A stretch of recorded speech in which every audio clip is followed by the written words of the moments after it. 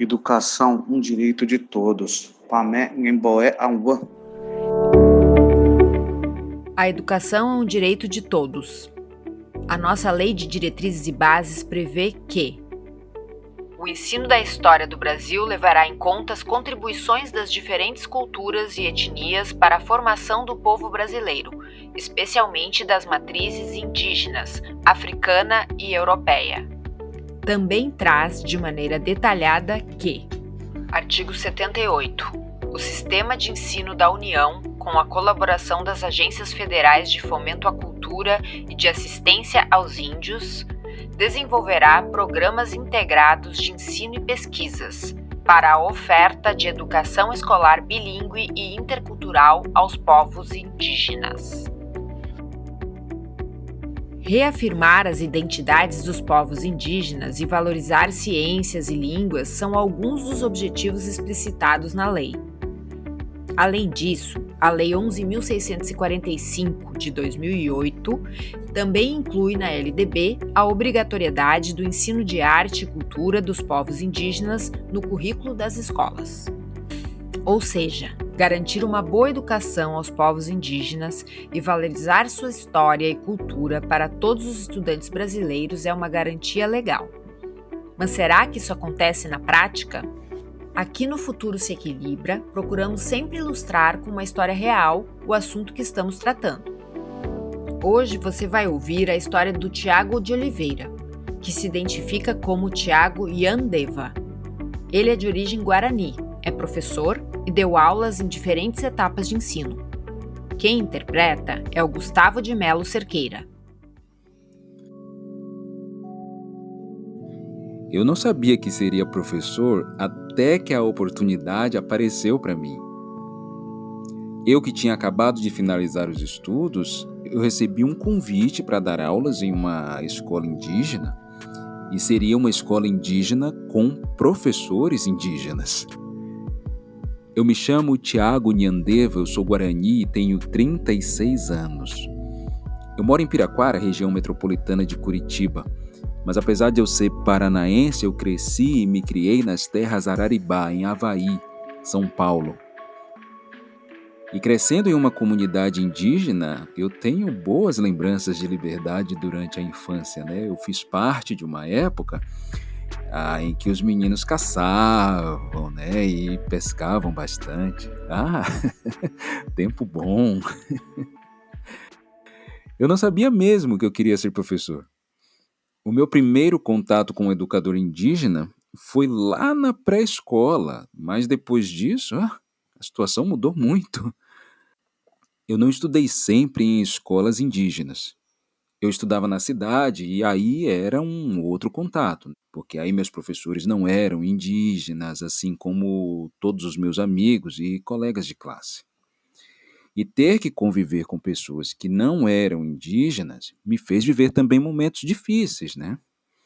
A nossa relação, assim, não era sempre tranquila, porque quando sabe, né, de nossa origem, né, de onde estamos vindo, né, onde fica a nossa casa, daí existe sim um preconceito. Mas eu fiz bons amigos também, é verdade, conforme as pessoas foram assim me conhecendo, né, sabendo sobre a minha etnia, aí as coisas foram melhorando. Então eu transitei muito assim por estes dois mundos, né? O indígena e o não indígena. E para mim foi importante conhecer esses dois lados. A minha formação é em pedagogia. Primeiro eu fiz um curso intercultural de professores indígenas na USP e em seguida eu fiz pedagogia num curso regular. Eu fiquei 17 anos na educação indígena, trabalhando desde 2005. Então, a maior parte da minha trajetória eu atuei ali nas terras indígenas de Araribá. E ensinei em todas as etapas, desde o ensino infantil até o ensino médio, né, e educação para jovens e adultos. E nesse período como professor, eu priorizava bastante a língua. E para mim foi uma via de mão dupla, porque eu fui aperfeiçoando o que eu já sabia e ir descobrindo, né, coisas novas, enquanto ao mesmo tempo eu ensinava. Eu fui atrás dos mais velhos para que eles me ensinassem e assim eu pudesse estar melhor preparado. E nem todas as comunidades indígenas são iguais. Algumas delas têm o Guarani como primeira língua e o português já vem lá como segunda, né? Então eu me aprofundava muito, nas narrativas, mostrava sempre a cultura e o ensino do Guarani, tanto escrito quanto falado. Foi um tempo também assim de eu me conectar mesmo assim com a minha própria cultura, né? O ensino dentro de uma escola indígena, ele precisa ser diferente. Mas em todo o estado de São Paulo, onde dei aulas, o currículo é o mesmo para todas as escolas, independentemente das características que elas tenham. Somente no ano passado, em 2021, que começaram a pensar em um currículo diferente, né, voltado para as escolas indígenas, mas que ainda não foi implementado. É importante termos um currículo intercultural, multilingüe, que leve em consideração outros saberes. Não ter esse suporte é muito ruim para quem ensina. Essa minha história de não querer ser professor é também porque ainda é muito raro que indígenas acessem o ensino superior. A maioria para ali mesmo no fundamental. Depois da graduação, eu fiz um mestrado em antropologia social e agora eu continuo estudando essa área no doutorado. Então, quando pensamos em educação indígena, temos que entender que se trata de garantir uma estrutura adequada, com materiais pedagógicos, né, que façam sentido para esses povos. E mais, é garantir o acesso e permanência não só no ensino básico, mas também no ensino superior. Educação é para todas e todos. Quem eu sou hoje no aspecto profissional é resultado das oportunidades que eu tive para estudar, inclusive em escolas indígenas. A educação transformou e continua transformando a minha vida. E essa é uma realidade que eu desejo para todos.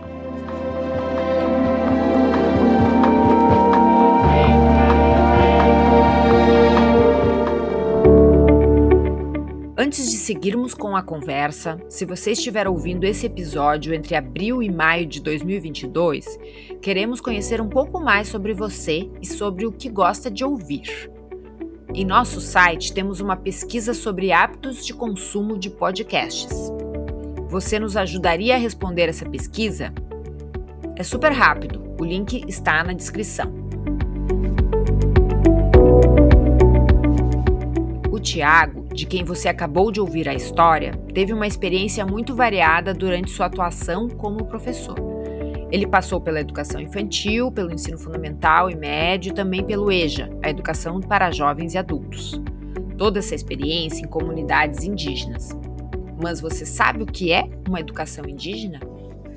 Primeiro, a gente entender essa educação indígena como uma educação que garante o direito a, inclusive, a própria diversidade dos povos indígenas. Então, a educação dentro das aldeias é entendida como uma construção de conhecimento que se deu, né, sempre de uma forma oral, ou seja, a oralidade sempre fez parte da questão indígena e da construção de conhecimento. Esse é o professor Emerson Souza. Ele também é guarani. É mestre e doutorando em antropologia social na USP e integrante do CESTA, o Centro de Estudos Ameríndios da USP. A questão da educação indígena ela já é uma questão que envolve ações do Estado, é uma educação que garante aí, então, uma educação diferenciada, uma educação bilíngue, uma educação que leve em conta a diversidade de cada população indígena do país, é uma educação que garante aí que suas organizações sociais possam discutir, né, maneiras de implementar essa educação dentro das suas aldeias e que essa educação seja uma educação que atenda a interesses, né, escusos ou interesses do Estado quando se trata de uma questão de integridade. Ou seja, por muitos anos a educação ela foi utilizada para fazer com que os indígenas fossem integrados à sociedade nacional. Com a educação indígena, que é uma educação diferenciada, vai por terra essa ideia de integração, né, dos indígenas e cai aí uma ideia de fazer com que os indígenas discutam uma educação dentro dos seus ambientes, das suas aldeias, dentro dos seus territórios, e que cada estado seja orientado para que você possa garantir aí os direitos mínimos, né, da preservação da cultura, preservação de seus elementos tradicionais, seus elementos que envolvem aí as questões históricas de cada povo. Então, eu diria que essa educação indígena que existe hoje no país, ela atende primeiramente aos interesses de uma legislação específica. As leis às quais ele se refere são aquelas que comentei no início do episódio, LDB e Constituição Federal presentes. Uma educação indígena requer uma abordagem diferente da encontrada nos currículos convencionais. Precisa ser bilíngue e intercultural. Uma prática relembrada pelo Tiago e reforçada pelo Emerson. Dentro da nossa diversidade linguística, então os povos indígenas precisam ser contemplados com as questões da sua tradição referente às línguas maternas, e tem aí as questões do artigo 78 e 79 da Constituição, que tratam assim, de oferecer uma educação que seja bilíngue, ou seja, é preciso você fomentar essa discussão da educação indígena, desde que você também não utilize ela como uma forma de um currículo, né, que atenda aos interesses apenas de um currículo europeu, etnocêntrico, eurocêntrico, ou seja, você precisa aprender determinados conteúdos, desde que você favoreça também a questão da língua materna e da cultura de cada povo. Então, é super importante falar disso, justamente porque a gente tem um currículo muito colonizador. Então, a gente precisa descolonizar o currículo ao tentar discutir essas questões da educação indígena dentro das aldeias. O que eu estou querendo dizer? Como professor, o que eu vejo ainda acontecer é que existe um currículo oficial, e esse currículo oficial tenta ser aplicado dentro das aldeias de uma forma ainda que propague, vamos dizer assim, uma ideia ocidental. Então, eu acho que é preciso sempre tomar um cuidado quando a gente se trata da questão indígena, justamente porque as especificidades de cada região, as especificidades de cada povo precisam ser garantidas. Então, quando a gente utiliza esse material carregado de um processo ocidental que a gente sabe que existe, é perigoso justamente porque você ainda continua utilizando esses elementos de integração à sociedade nacional. Eu acho isso meio perigoso e é preciso sempre tomar cuidado. Trazer conhecimentos dos próprios indígenas para os currículos passa por envolver os próprios indígenas na construção dos currículos, materiais. Bom, primeiro, dizer que existe dois movimentos, eu acho que super importantes, né? Primeiro, os povos indígenas aqui da cidade de São Paulo e do estado de São Paulo, para ser bem mais específico, já tem produzido bastante material, né, para poder garantir essa diversidade de cada povo, e já construíram, por exemplo, vocabulários dos Guarani, vocabulários do povo Terena, do povo Caingangue. Então, é uma forma de você já começar também a fomentar uma série de materiais didáticos, pedagógicos, que possam contemplar ali cada população e a especificidade de cada povo. Talvez, eu diria assim, que existe hoje, neste momento, uma produção de material interessante. É uma pena que esse material ainda não possui um apoio, vamos dizer assim, do Estado, para que seja publicado, para que possa chegar, inclusive, nas escolas não indígenas. Essa informação é importante. Os conhecimentos indígenas podem e devem ser de conhecimento de quem também não é indígena. É preciso mudar a forma como se avalia o que é conhecimento. O censo de 2010 do IBGE, por exemplo, apontou que a taxa de alfabetização dos povos indígenas estava abaixo da média nacional. Mas a gente precisa estar atento ao fato de que o próprio censo é feito a partir de um viés específico, ocidental. Existe ainda essa ideia de que o indígena precisa se enquadrar dentro dos conceitos de quem vive dentro da cidade, e eu acho que isso é um erro, justamente porque os indígenas que estão nas suas regiões possuem outros tipos de conhecimento, e se a gente começar a ver esse conhecimento de uma forma que não seja simétrica, sempre ainda de forma assimétrica, a gente não consegue entender que existem conhecimentos e conhecimentos que também podem se unir para a gente pensar uma ciência nova, uma ciência que de fato inclua, né, outros saberes, outros conhecimentos, outras formas de enxergar o mundo. Então, eu diria que esse conceito de analfabetismo é um conceito ainda muito ocidental e a gente precisa ver quem é que constrói o censo e da forma que constrói o censo, até porque esse censo precisa discutir e entender as especificidades de cada região. Então, quando a gente coloca tudo dentro de um único modelão, a gente acaba achando meio difícil de entender. Mas eu diria que nas aldeias onde eu circulo, a língua materna ou a língua tradicional e as culturas locais, elas são coisas muito importantes que acontecem a todo dia e que eu não consigo encontrar essa palavra analfabetismo dentro desses locais. Muito pelo contrário, eu consigo encontrar um grande conhecimento de outras culturas, de outras formas de ser, pensar, agir, fazer, e se a gente não se der conta disso, a gente cai num grande erro aí de achar que esses dados dão conta de explicar a situação dos povos indígenas do Brasil no contexto geral.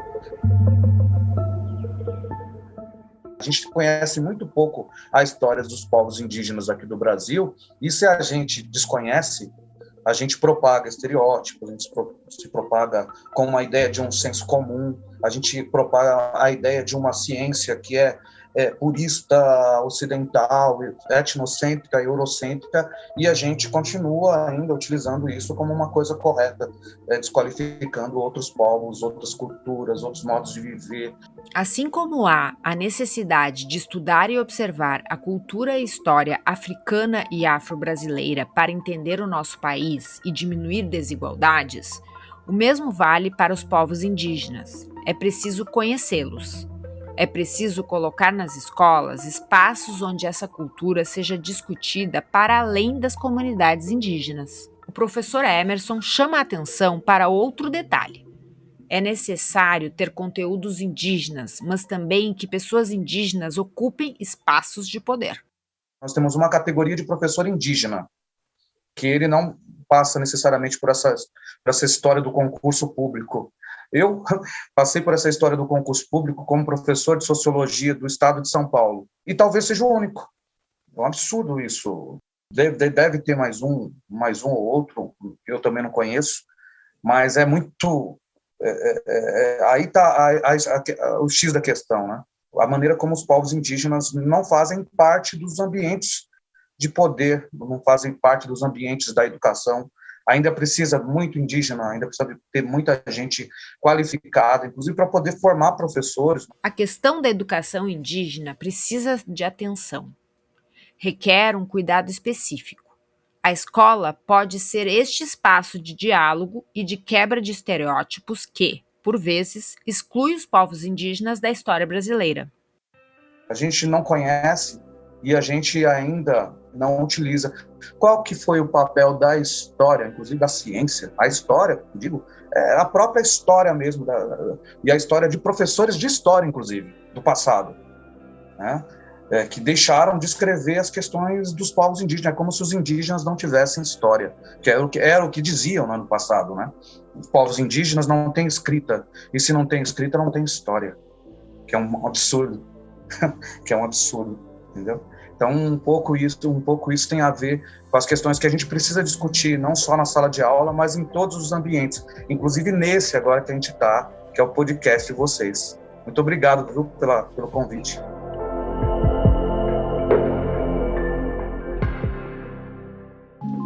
Você ouviu O Futuro se Equilibra, o podcast do Porvir sobre equidade na educação. Temos apoio do Instituto Unibanco. Obrigada ao professor Emerson pela conversa, ao Tiago por dividir sua experiência e ao Gustavo pela interpretação. Se você ainda não seguiu o podcast nas plataformas digitais, não deixe de fazer isso. Você pode também avaliar o podcast lá no Spotify. Nossos episódios saem quinzenalmente, sempre às quartas-feiras. A produção é da Larissa Werneck e da Gabriela Cunha, e a edição de som é do Gabriel Reis, da Podmix. O roteiro é meu e do Juan Oliveira. Você pode escrever para a gente contando o que está achando dos episódios pelo e-mail contato@porvir.org. Adoraremos saber sua opinião. Eu sou a Tatiana Clix, diretora do Porvir. Obrigada pela escuta.